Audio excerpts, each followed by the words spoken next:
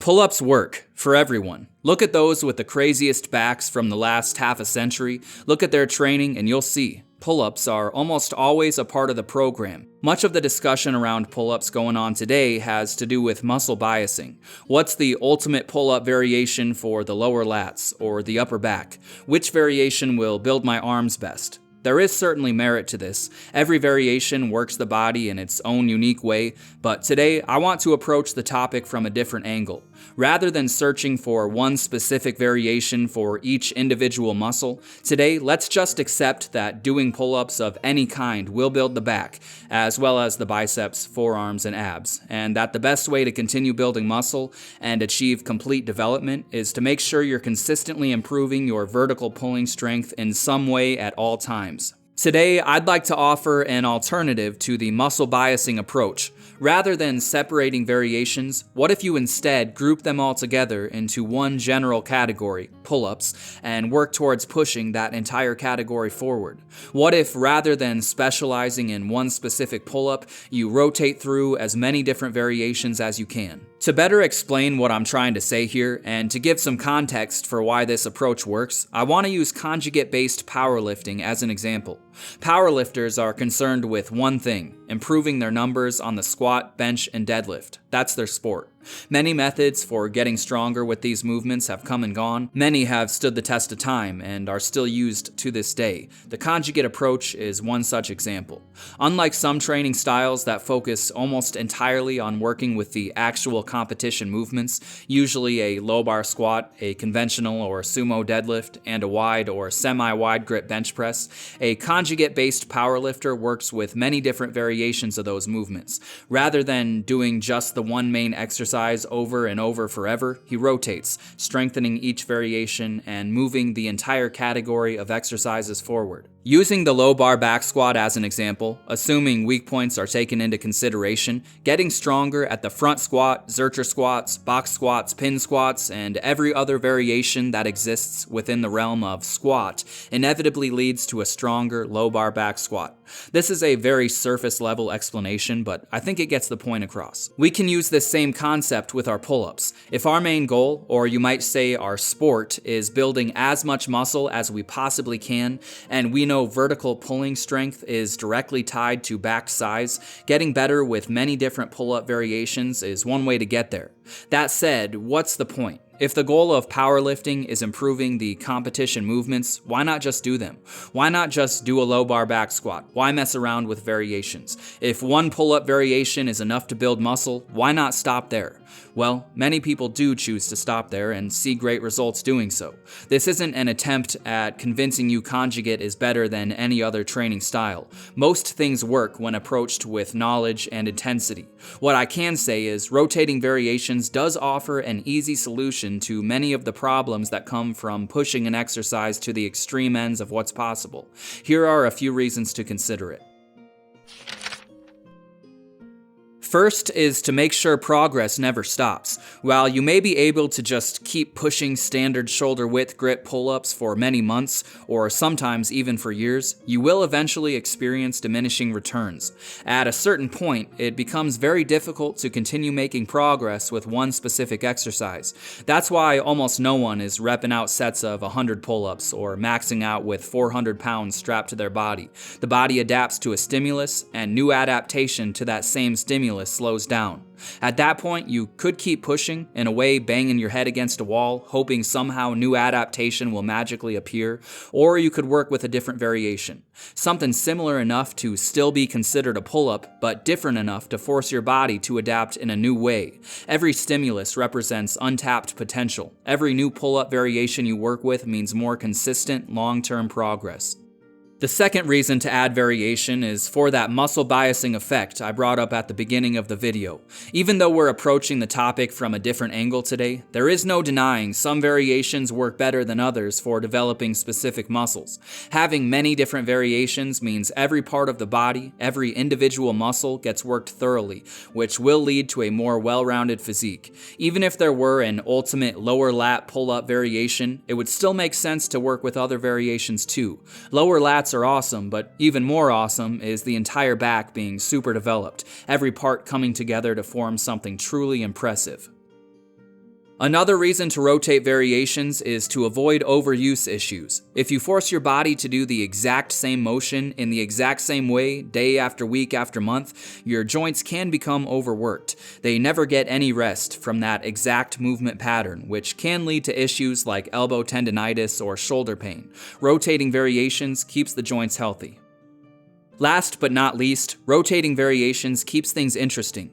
As enjoyable as basic pull-ups may be, at a certain point, everything gets boring. Changing how you do things engages the mind and keeps your training fun, which has been proven time and time again to be absolutely essential for long-term adherence. It doesn't matter how perfect a training program is if you won't do it, after all. If you're still with me, you may be thinking, okay, this all makes sense, but didn't you just release a video going over your success specializing in neutral grip pull-ups for many months? If rotating variations is a good idea, why did you do just the one? And how were you able to continue making progress? Why weren't you plagued by joint overuse and plateaus? After making that video, I was thinking the same thing. For years, I've always accepted the best way to continue making progress and to avoid overuse issues is to rotate variations frequently. But if that's the case, why did my recent training block using neutral pull-ups and nothing else work so well? That's when it hit me. There's more to variation than just basic grip placement. Yes, I used the same set of parallel bars to do my neutral grip pull-ups every workout, but how I positioned my body was constantly changing. One workout I'd focus on basic neutral pull-ups, another I'd use a thumbs over false grip, another I'd do 1.5 reps, in another I'd do every rep while maintaining a tuck L-sit position, and so on. Even though I specialized in the neutral grip, I was still rotating variations. I was still changing the movement enough to avoid issues. If these subtle changes were enough to bypass the law of accommodation, the diminishing returns that come from doing the same movement over and over, then there's a lot more room for experimentation with pull-ups than what's typically accepted. Next, I'd like to share some cool pull-up variations you can use in your training, but before I do, let's quickly go over tracking progress, as there's no point rotating variations if you never actually get stronger at any of them. If you train using basic sets and reps, I recommend getting yourself a training log and at the top of one page writing pull-ups. Then on each line, write a different variation and write your current record. This way, every time you come back to a variation, you'll know exactly what you need to do, exactly how many reps you need to beat your previous number. If you train using the calisthenics circuits I often talk about, forcing progress could be as simple as using different variations for different circuits. Rather than basic pull-ups, dips, and hanging leg raises, you might do tuck L-sit chin-ups, dips, and hanging leg raises. Once you've improved that for a few months, you might switch to some kind of wide grip pull-up instead.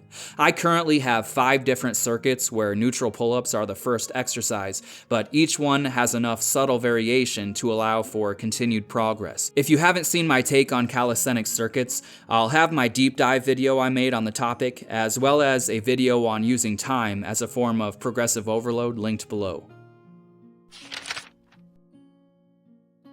Now on to specific variations you can do. To begin, there are the basic 3, pull-ups, neutral grip pull-ups, and chin-ups, and you can do each of these using different grip widths. To keep things simple, let's say there are 3 to choose from: close grip, shoulder width grip, and wide grip. Combined together, that's already 9 different variations you can choose from. With each of those, you can also change your hand placement. You can use a standard grip, or you can use a complete 90-degree angle false grip. The difference between these is enough to change the movement in a meaningful way. I probably wouldn't try doing a wide false grip chin-up or something like that, but the false grip can be used for any overhand or neutral variation. Once you've decided on hand placement, you can change the way you pull. Often the strongest variation, used by the strongest street lifters, is pulling in an arcing style, ending with the shoulders in somewhat of a protracted position at the top of every rep. This is usually the default pulling style for anyone who does a lot of pull-ups, but it's not the only way to do it. You can also pull in a straight line up and down, or do behind the neck variations, pulling the bar behind your head. Your shoulder mobility will determine which grips you can combine with a behind the neck position, but there are a few viable options. Going in the opposite direction, you can also choose to arch your back and perform sternum pull-ups. These are insanely difficult and feel completely different from any other variation. Now let's discuss the lower body. Doing pull-ups in a bent knee position with your legs behind you, like is often required when using home gym equipment to accommodate for low ceilings, changes the balance of the exercise. It's harder to engage the abs, and you may find you're a bit weaker in this position. On the other hand, having your legs completely straight is the most powerful position, making core engagement easy and allowing you to do more reps. You can attempt to disengage the abs completely or nearly completely by externally rotating the glutes, adding an even greater challenge for the upper body. This technique is outlined in a video by Dominic Sky about the perfect pull-up if you want to know more. Continuing forward, you can do full or tuck L-sit variations. These require much more overhead mobility and make the movement feel completely different, transferring more of the tension onto the lower lats. You can work with unilateral variations, doing archer pull-ups, band-assisted one-arm pull-ups, or commando pull-ups. How many times have you seen a full L-sit, wide, false grip archer pull-up? I don't think I ever have. You can also do your pull-ups using different implements, rings, a towel, using fat grips. Each of these can be mixed in with everything else to create something truly unique. And lastly, you can add pauses or other intensity techniques. A pull-up with a 3-second pause at the top feels completely different from a basic pull-up without a pause. I made a video going over each of these in more detail if you're interested, linked below, but there are many intensity techniques. To give you some examples, you can add pauses during multiple parts of the movement, slow down the negative, perform 1.5 reps, or any variation of that. I've been experimenting with something I call 3 pumps, which is 1 full rep followed by 3 half reps. Or you can work on increasing the range of motion, changing pulling height. Chest to bar is much different from chin over bar, for example.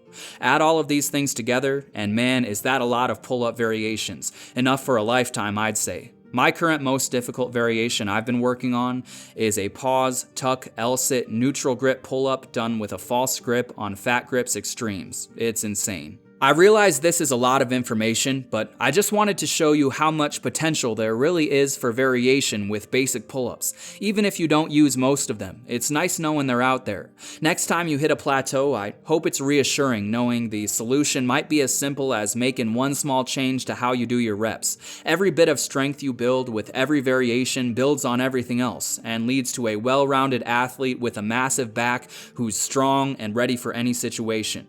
If you're feeling stuck with your pull-ups, or even if you're just bored doing the same thing day in and day out, maybe it's time for something new. I'd love to hear about the cool combinations you come up with in the comments. As always, thanks for watching, and I'll see you in the next one.